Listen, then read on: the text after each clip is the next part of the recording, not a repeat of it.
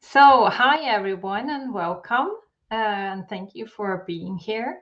I was so excited to get the opportunity to do this little session with you because I think it's so important for us to be able to make the changes we are able to or up to within our families when it comes to food. I'm a sugar addict myself, and when I went into recovery for about 17 years ago, that was exactly when this low carb area started, kind of. So everyone thought that I was crazy, and I was trying to do the changes with my kids, who were then we had two kids at the point, and I didn't want them to eat sugar and flour and all this stuff when I learned how damaging this was. But the thing was that at first I didn't have anyone who kind of accompanied me on my journey until I met other addicts that could support me. And then the society around me was almost crazy when I started to do the changes with my children. So through the years, I've really learned and tried to support other parents because I knew I felt devastated with my kids, and I was quite alone. I wasn't alone, but my husband wasn't on the bus, so to say, when I started. So I ended up writing a book because I was reading everything I could find on parenting and food and how to get the kids moving and doing all the research I could, and ended up writing a book to support other parents and to give hands-on advices, so to say. So, as Tracy said, my background is from being an addiction specialist and specialist in sugar addiction and families. And that's also a very important part of my journey because what I see is that addiction, and especially sugar addiction, or some people call it food addiction also, it's really exploding all over. And what we do know, or what we need to understand, is that addiction is a brain disease. It's nothing that you get from a traumatic childhood or anything. It's primary, it's chronic, it's lethal, progressive, and it's prone to relapse. But the thing is that it's treatable, and what we always start with is taking the drug away. And uh, in my case, it was the food, the sugar, and the sweeteners and flours and basically carbs, so to say. And addiction affects us physically.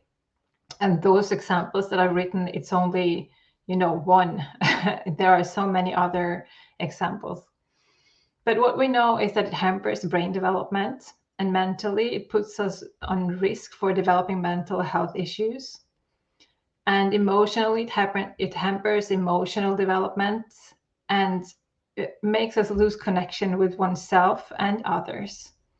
So it's really a holistic disease, and we need to recover holistic as well. And many people, or most people, parents that comes to me and ask about their children, they are worried that their children are having an addiction because since I work with addicts, with sugar addicts, they some of the kids, of course, have inherited the disease. And signs of addiction can be to hide, lie, and sneak in different ways. Usually an addict hides sweets or food or candy wrappers and so on, and lies about the amount of sugar eaten, etc. And can be very sneaky. Children tend to choose playmates depending on what they usually serve in the place where they're going. If a friend have chocolate every time they go there, they can choose to play with that friend and so on. And as they grow older, maybe steal sweets or money to buy it with, and so on. There are so many signs that you can look for, but we're not going too deeply into addiction today. So that's one hide, lie, and sneak is a very easy way to look for signs of addiction. And what sugar does is that it sensitizes the brain and makes it prone to develop heavier addictions. So sugar and flour makes paths into the reward system of our brain, and makes it easy going into the reward system. And if you then put something else like a screen, most of our children have screens, mobile phones, cell phones, whatever, looking at television or and so on. And that also making the pathway into the reward system a bit wider. And if it's sensitive already from sugar and flour, and our kids try tobacco, usually you can have a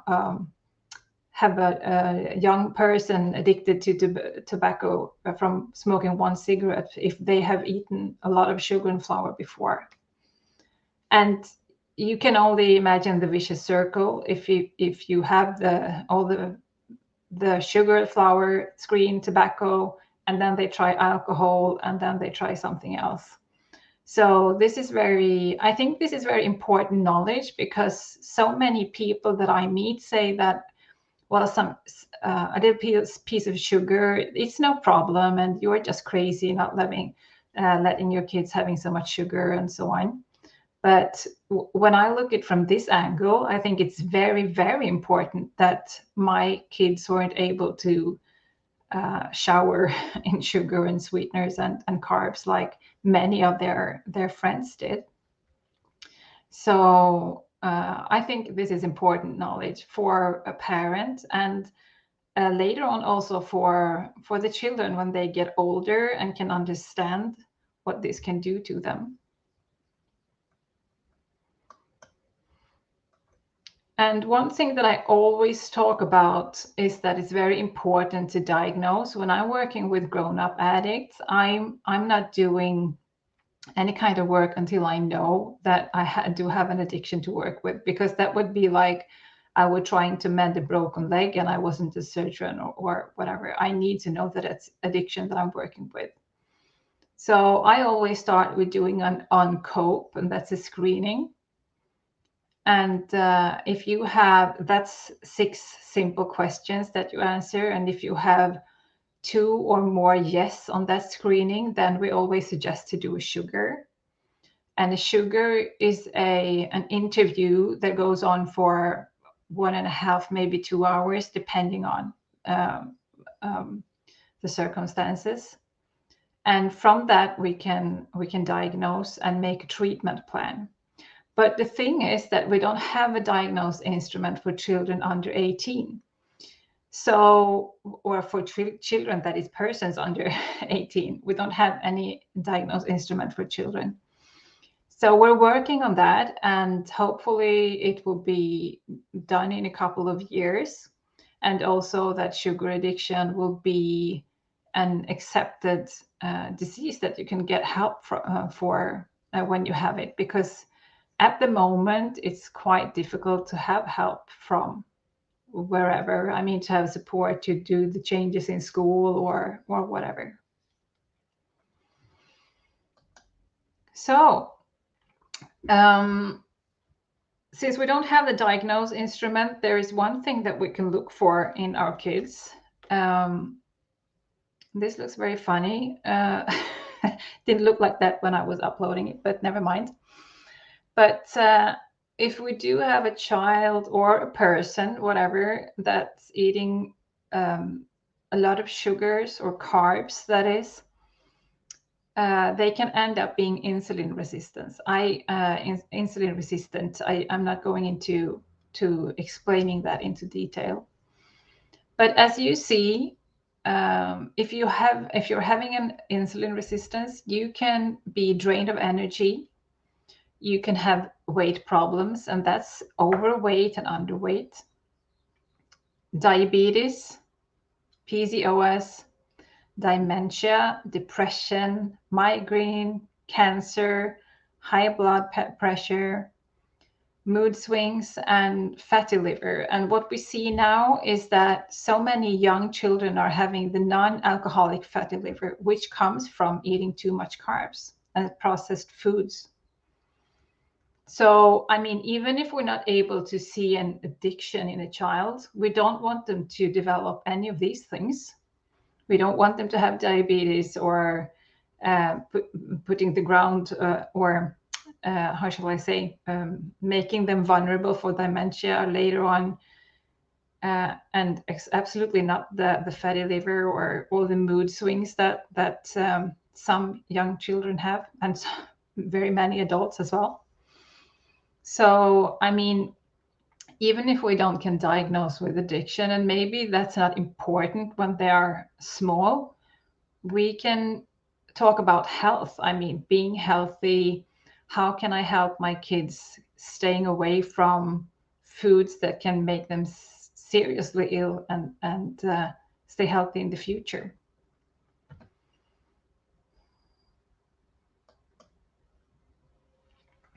And as I always say to my clients and in the family, the change starts with you.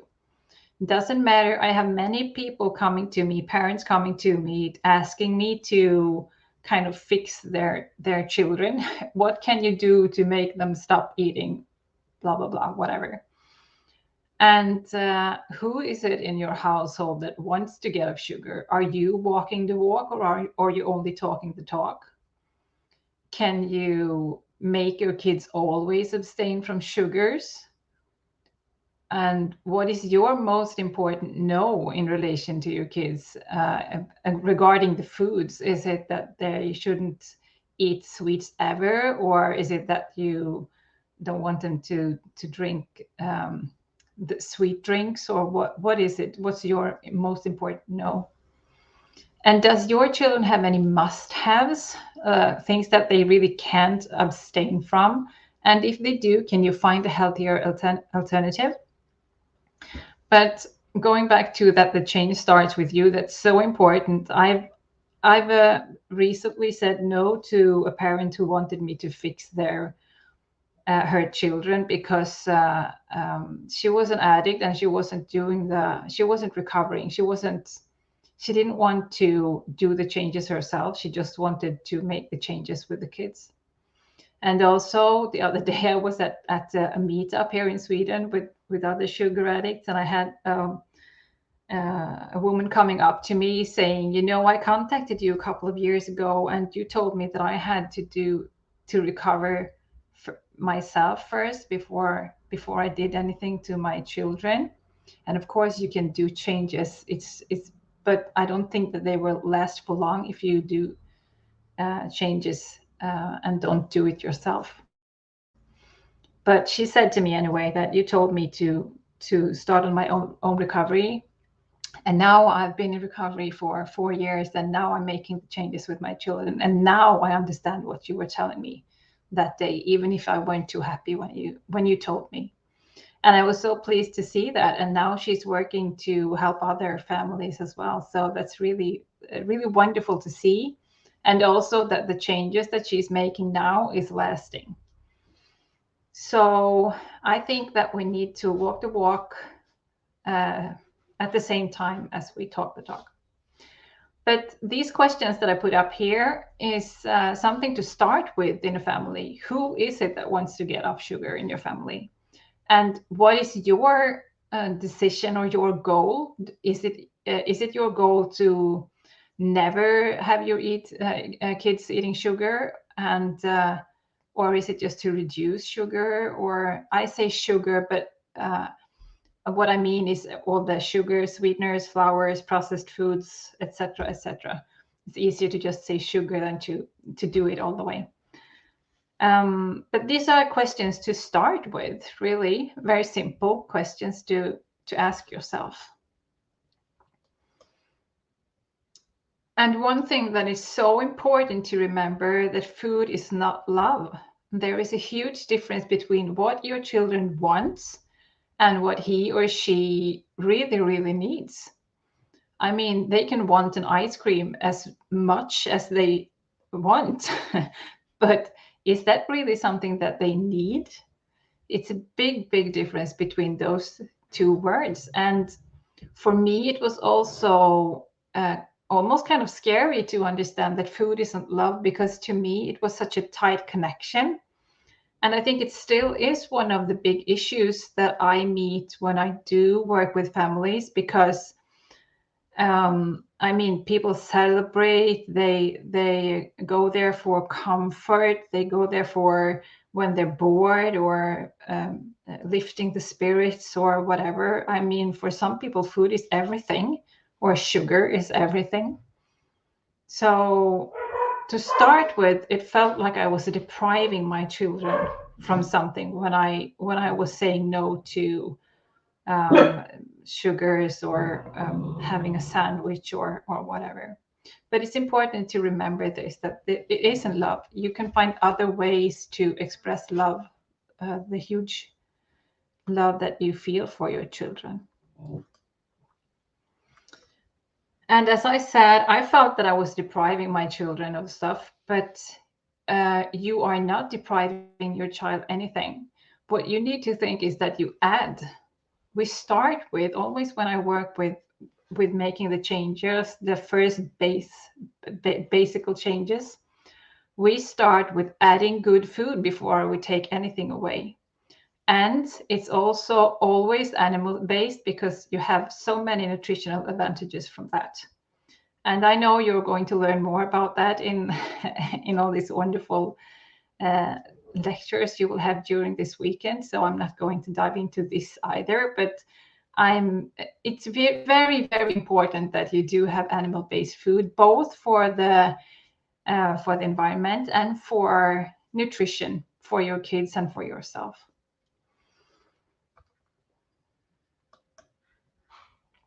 So I have certain steps that I put into action with my families. And you can do this in any way you want it. I mean, you don't have to do it in a certain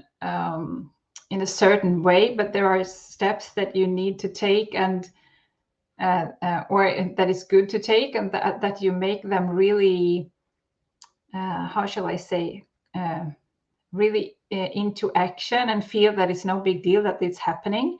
Because sometimes when we make changes, you really struggle, and when you feel it's not a struggle with this step, then you go further to the next one. Maybe you need a week, or maybe you need 2 weeks to make every step fall into place, so to say. But what I start with usually is to add good fat to all your meals. Everything you eat during the day, add some kind of good fat: butter, lard, tallow, coconut oil, olive oil, mayonnaise, with as few additives as possible, and more. I mean, some of my clients use seeds and nuts and so on. They are very high in omega-6s, but I mean, compared to having no fat at all, that's better. So you just keep going with adding good fats to all the meals that your kids and you are having. I mean, you can apply this in all your family, but I would think, or I would hope, that you yourself have made the change before you dive into this. And the next step is to add good proteins to all your meals, like pork, steak, eggs, fish, cheese, sausages, bacon, whatever animal protein your child likes. And here is also one thing that you can really do. I mean, I often have questions with picky eaters, kids that doesn't want to eat special things, or they have problems with having them eat anything. And I can only say buffet. Make a lot of different things. I mean, have bacon, have eggs, have I don't know, pork, or cheese, and then some different kind of fats, nuts, butter, avocado, olives, olive oil. I mean, if you decide what's on the table, and the children can choose from that, they still have the feeling that they are in charge, that they are the one who choose, and to make the choices themselves, which is very beneficial, and it usually works really to make a picky eater eat something anyway. But and this is also a question that I have, because I mean, sausage and bacon and cheese and so on, they are really processed foods.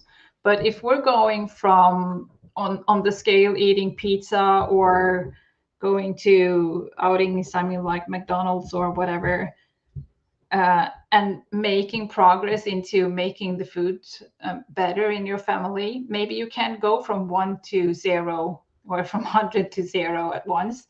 Maybe you find a good sausage with that is low on carbs and with so as much good meat in it as you can find, and then you make the changes slowly. And we need to listen to our kids as well. I mean, we can't force this into action, and we shouldn't absolutely not doing this from fear. We need the knowledge what can happen if we don't do the changes.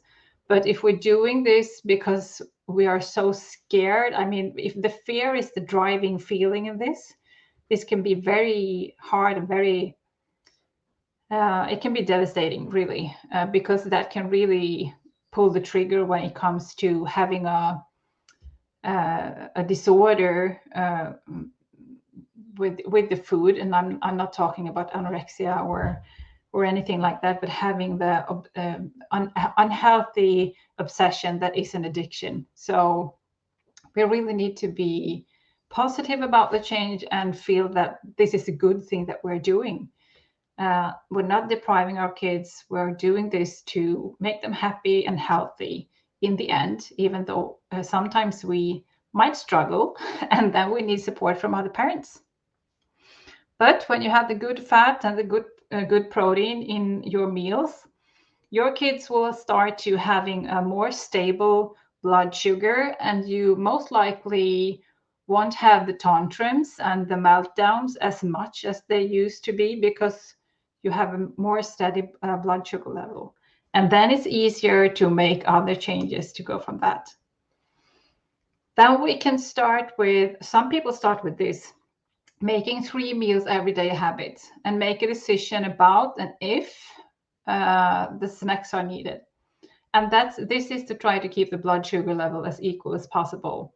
That's when we do the thinking about having a snack or whatever in between. Because if they are having good meals with animal-based fat and protein, they will have nutrition. So I mean, we have so many people that are overweight and what's the word, malnutrition. I mean, they don't have, it's like they've been starving because they don't have the nutrition.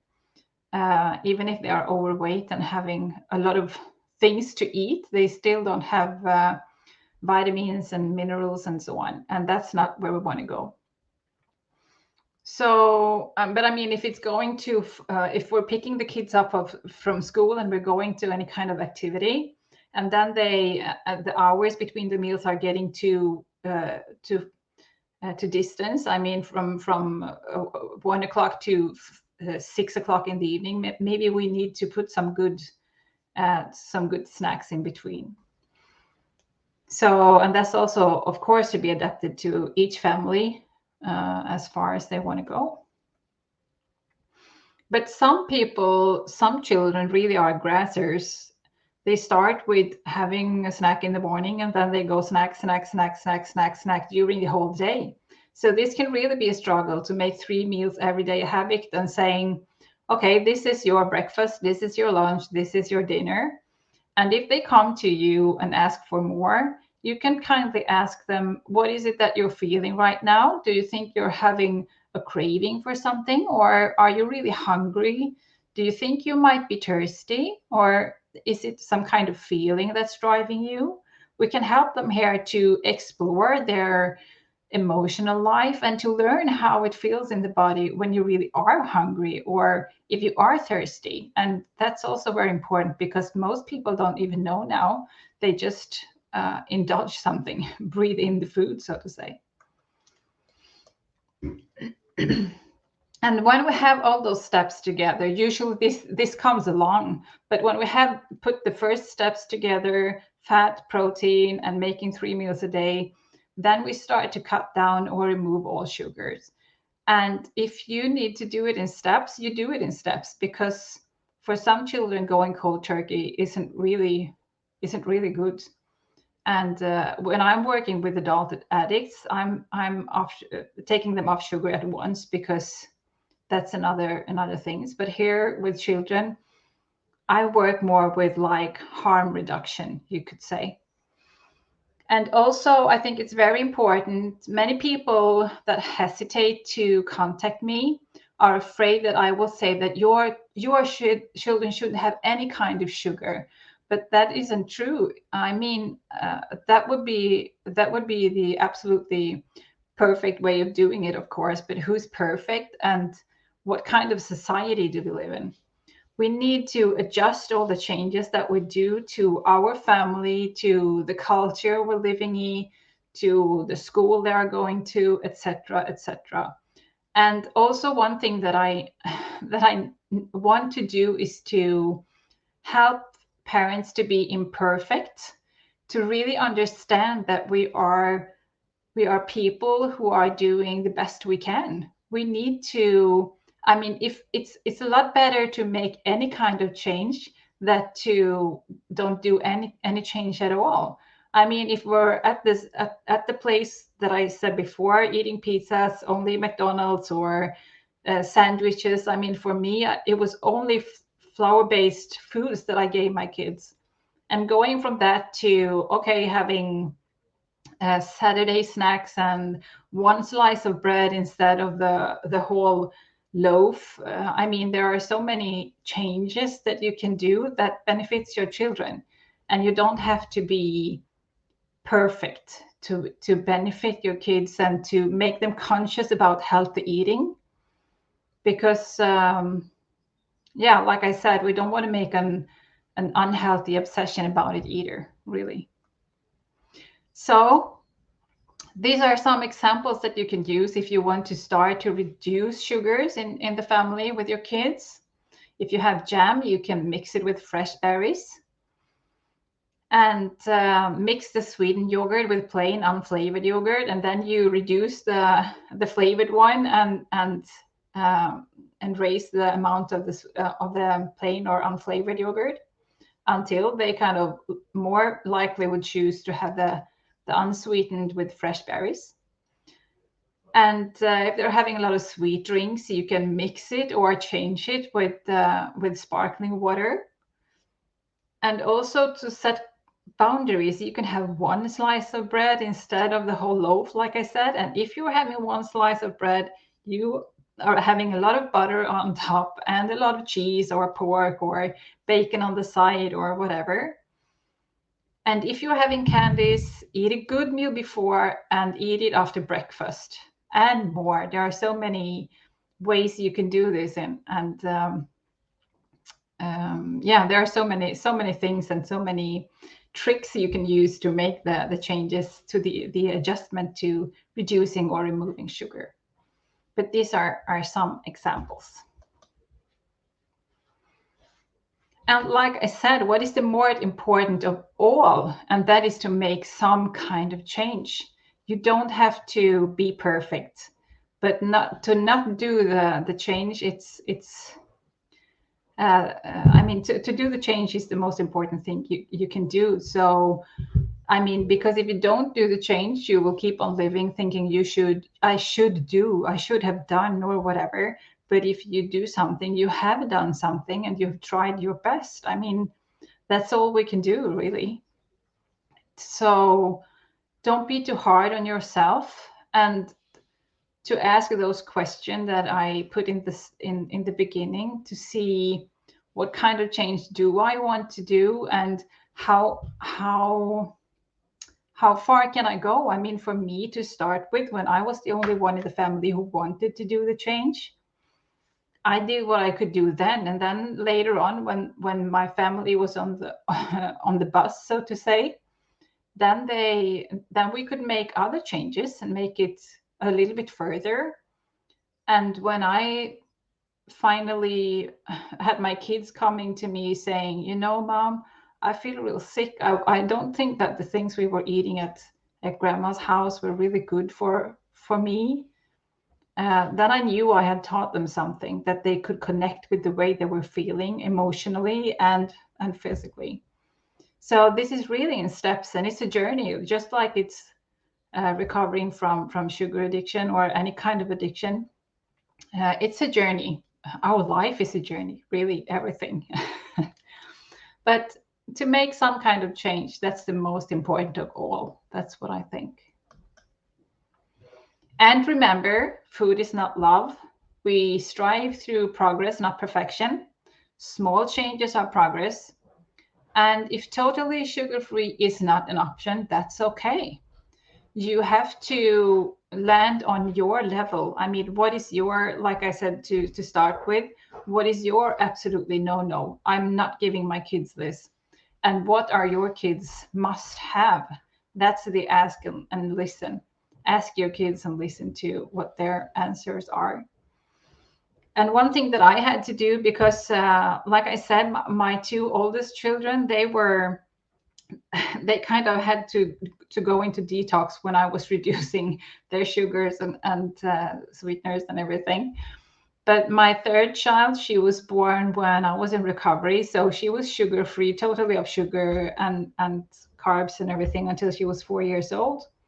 But then she started coming to me because when we were going to birthday parties or wherever, I was sending the things that she would eat, and also they also had a little bag with candies when they were coming back from the parties, and I also sent a bag with her that she could have to bring home. When the other kids had their bags, she had that one.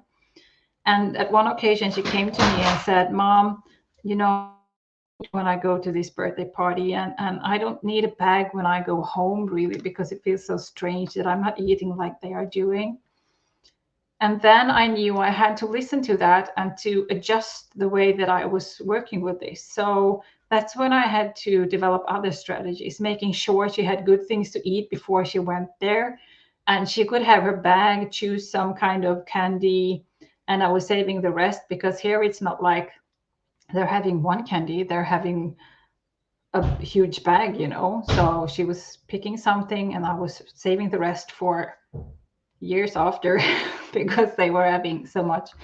But I mean, that's when you have to ask and listen, because I was afraid that if I was being too rigid about this, I would really push the button to addiction, to orthorexia or whatever. I mean, I don't know what biochemistry they have, but since I'm an addict and I'm her mother, I would like to be a bit aware of the choices that I'm making around foods, really.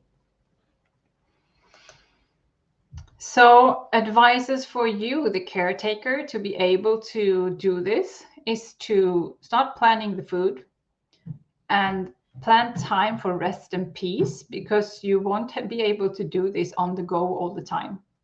Follow some kind of routines and keep in contact with other parents who wants to make this change.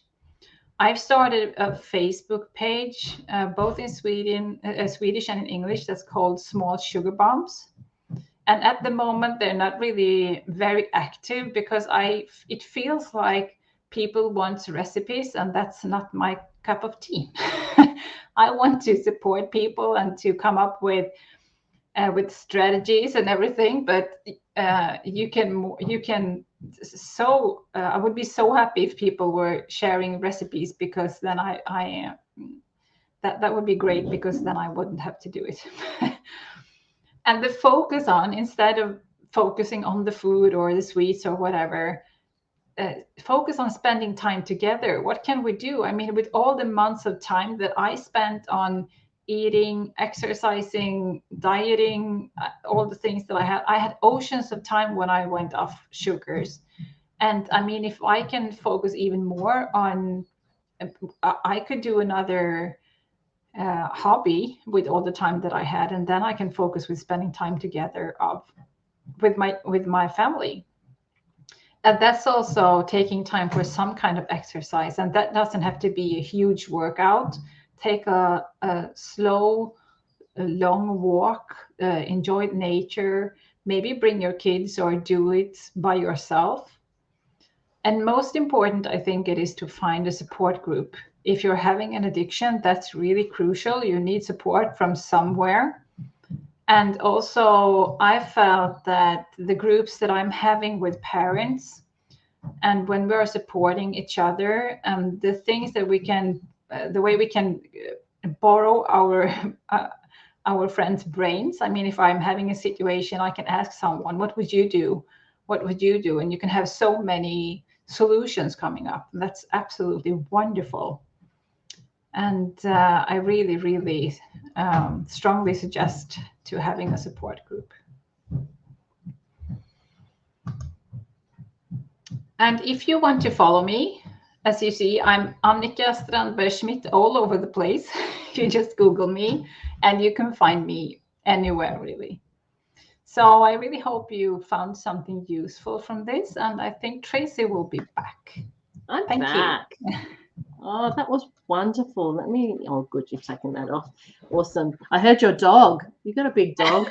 I have 3 dogs. I have You've got one 3 small, dogs. I think.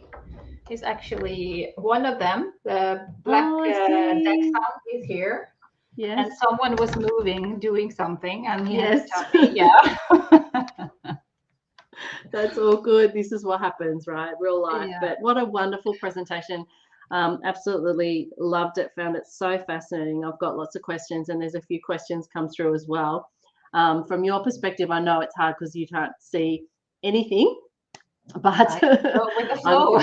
yes, it was beautiful. And also appreciate, English isn't your first language, but you did it so well. And I know I wanted to jump in and help you with the words, but you found them yourself. So it was fantastic.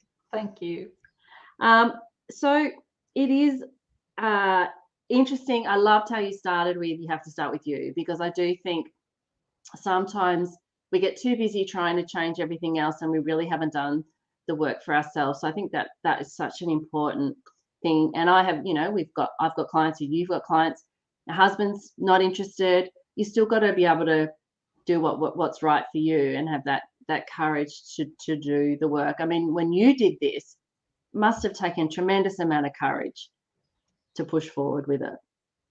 You mean the changes with my kids? Yeah. Yeah, it really was, because I was having so many strange looks from other parents, and my social network was really around eating. Yeah. So I was meeting other parents. We were getting together, especially with one of my kids. We had a mommy group where we met together, and everyone was bringing their things, And I was really, to start with, I was the one being strange, not eating all the stuff. I was bringing something else. And then all of a sudden, I decided that I can't have my children going wild in all the stuff, So I decided that they would have something good before we went, and they could pick 2 or 3 things from all the cookies and everything. And that was hard, because I've also had to deal with myself being a people pleaser. So that was hard. That was really hard. Yeah. But I had, at the time, I mean, the support I had from my tribe, my sugar addiction tribe, was crucial for me, because they could support me, even though some of them didn't have children. They were kind of, being on my side. So that's how I could do it, really. I needed support all the way, really. Yeah. Yeah, I think we all do, because, as you say, we live in a world where, I say our drug dealers are in every corner, and sugar Yeah, is the drug that our kids get from a very young age. It's socially it acceptable. is. It's part of every celebration, and you are made to feel the odd one out. I'll tell you a quick story. Just quickly, I was talking to a friend, colleague who's a psychologist, and she's in the low carb space, and she's just recently done the sugar. I did a sugar fast for a month, and she works for children, in children's mental health, and she was telling me how it was someone's birthday, cake day, and she said, "Oh no, I'm doing a sugar fast for this month." She didn't want any. She said the response was unbelievable. This person just said, "Well, what are you doing that for? Oh, it's so ridiculous. Why are you doing all that rubbish? Blah, blah, blah." This isn't mental health for children. And she said they just totally lack any awareness or insight or desire to even remotely challenge nutrition and sugar as being a part of the problem, with mental health in kids. And I think I just haven't stopped thinking about it, because I think she's a psychologist.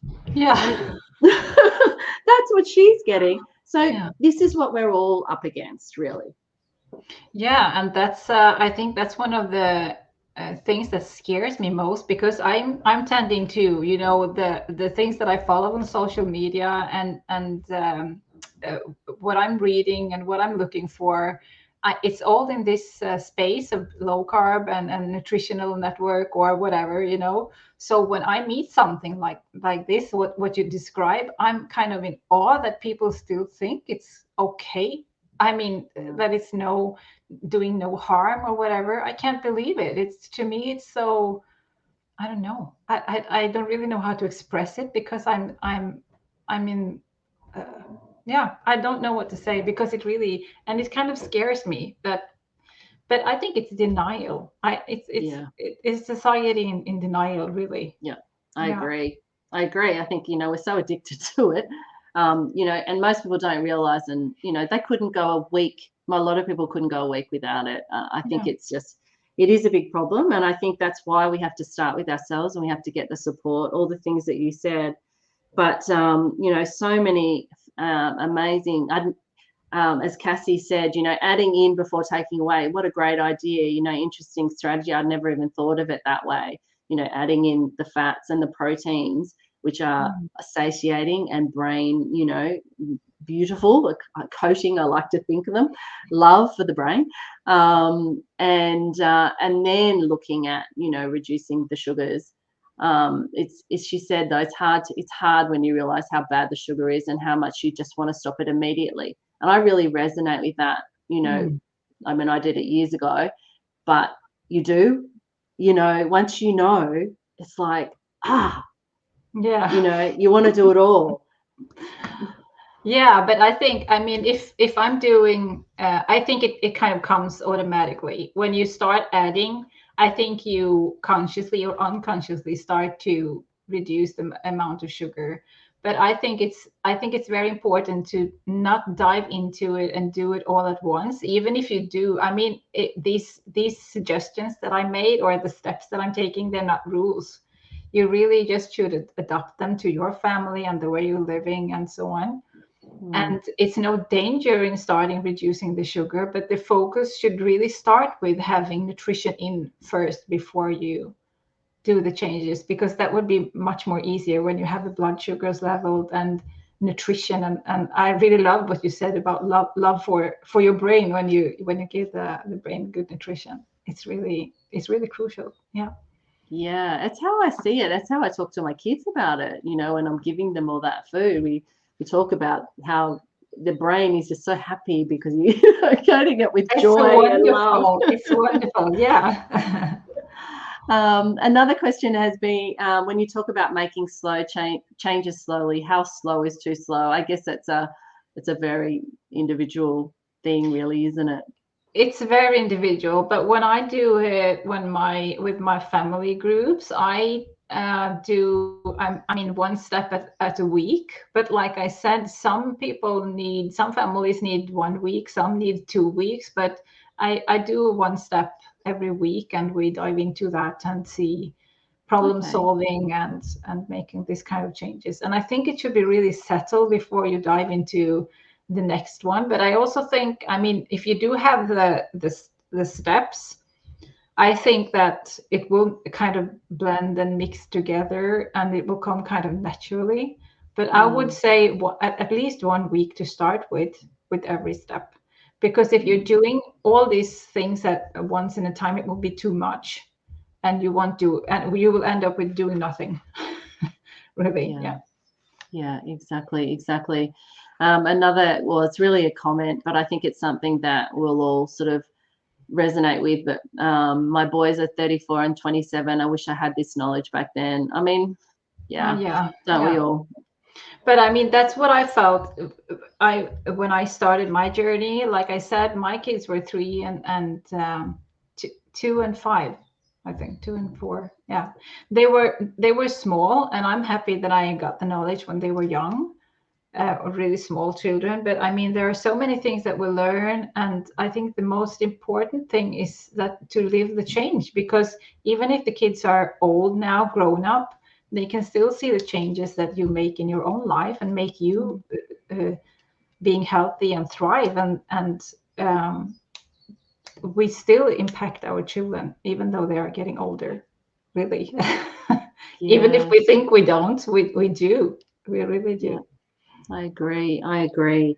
And the other thing that I loved you talking about is that balance between healthy and unhealthy obsession. I think it's something I think about all the time because I'm very aware of how it is a balance and we can tip it too far the other way. I loved how you talked about how your insight around what happened with your daughter and, the party. And I think that's something I resonate with too, because I've had to play around with that as well. The reality is your kids are going to birthday parties, right? I mean, as much as I'd love birthday parties to be steak and eggs, they're not going to be, they're not going to be that. Yeah. So there's learning opportunities, and my boys have all had been to parties and had stuff and come home with sore tummies. And that's just been a real learning opportunity. And they're at the point now where I feel that they are deciding for themselves. But I think it's much more important, as you say, what we do at home. Yeah. Yeah. Yeah, and that's what I mean, both with the parties, but also when it comes to going to school, because here in Sweden, uh, they have school, food is served in school, so we can't really choose what they're eating in school, and they have to eat what they are given. Ah, Yeah, so that's okay. one of the issues that I'm dealing very much with, because Mm, you can't say that I want it to be animal based, or I don't want them to have potatoes and rice and so on. They have to eat what they're served. So that's when we really have to go into, okay, you do whatever you can do at home and leave the school, kind of, yeah, yeah. because this can also be, it can also be so much guilt and shame into this for us parents, knowing that they shouldn't eat all these sugars and carbs and so on, and maybe not having the energy or the possibility to make the changes. That's why I say it's so important to make any kind of change, some kind of change. Only, I don't know, reduce the amount of Saturday treats or whatever. Just Mm. do something that you feel that you can cope with, and to last, really, to make lasting changes. Yeah. Yeah, I love it. And of course, no, we're not perfect. None of us are perfect. And we live in a world that's, it's always going to be challenging in that respect. And I think all we can do is the best we can with what we've got. I think that's difficult. I would be very quite stressed if my kids were fed, at least I get to pack their lunchbox here. Mm. And even that's challenging, and I know they tell me what's in everyone else's lunchbox. I mean, it's full of processed foods and I mean, we know what kids generally eat, but yeah, there was I think James Mukey, one of our doctors here in Australia, posted something today that said actually Australian kids are number 2 of the fattest kids in the world now. Australia is number Okay. 2. Yeah, which is I just, didn't know that. No. yeah, this new study that's just come out, and America's like 56 or something, and I can't remember the first who was number 1, but yeah, it's pretty bad, and I just think all these little bodies running around being fueled with just crappy nutrition. And when you've talked about the potential future risks of that, I just think we have to be honest. We have to Mm. know, and not hide from it, know the truth, and then we do the best we can with what the situation that we're in. And as you say, make change, just do something, do Yeah. something. Yeah. And like I said, I mean, for many, when I'm talking about addiction, they tend to, well, everybody is sugar addicts, and being Yeah. very angry about that, hangry, maybe, I don't know. But anyway, Maybe. I'm like, okay, but like I said before in my lecture, I mean, even if they don't have addiction, if you look what insulin resistance can do, with all the consequences you can have from malnutrition and everything, Isn't Yeah. that an issue? I mean, something you need to address besides addiction. There are so, and it's spreading, like you said. I mean, before it was only, we were talking about the United States, how much sweet drinks they were drinking and the crap food they were drinking, but now it's all over the world. It's Yeah. nothing new and nothing. Everyone's eating the same way. Yeah. It's crazy, really crazy. Yeah. It is crazy. Where can people find your Small Sugar Bombs Facebook group? Is it just Sugar Bombs? Is that what it's You called? just look for Small Sugar Bombs and you should be able to enter it. Yeah. There you go. If you can't find it, let me know, because I know where it is. Or you look up Annica on Facebook, you'll find the group. And another comment is just to say thank you. So insightful. I feel really empowered in what I consider a major issue in my life, helping my little sugar bombs. That's great. Yeah.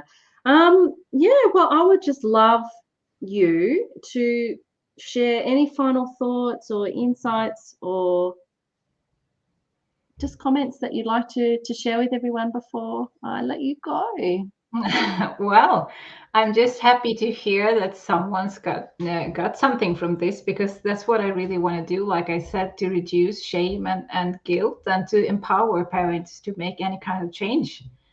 And I'm so happy when I'm able to do that, and uh, um, meet up in a support group and make changes, and let it be a journey. You don't have to be, you don't have to do everything at once, really. Keep your life a journey, and keep learning new things with your kids or without your kids. But and like I always say, you can't fail when you're on a journey. You can do mistakes and you can go back and correct them, but you can't fail being on a journey. So just keep traveling. Oh, I love that. That's so much wisdom. And the fact that you are, oh, someone's actually posted a link to your group. There you go. So Oh, thank you. I don't know if it'll be clickable in the StreamYard, but people will find you. Great. It's just been such an honor to have you a part of this, and your willingness to work out the time and schedule in live, and with so many risks of live, a Yeah, I live was a bit event. nervous to be able I to know. say, yeah, I was like, oh my God, what time is it? Did we really have the right time? I was Do you know, I was checking. doing that too. I was second guessing that too. And I checked, I did double check it, and we did work it out. Yeah, but it's Right. great. And thank you so much for having me. I really enjoyed it. Oh, it's been such a pleasure. Well, thank you. And I'll hopefully get to chat to you again really soon. Yeah, I hope so. Bye. Thanks. Bye. Thanks. Bye.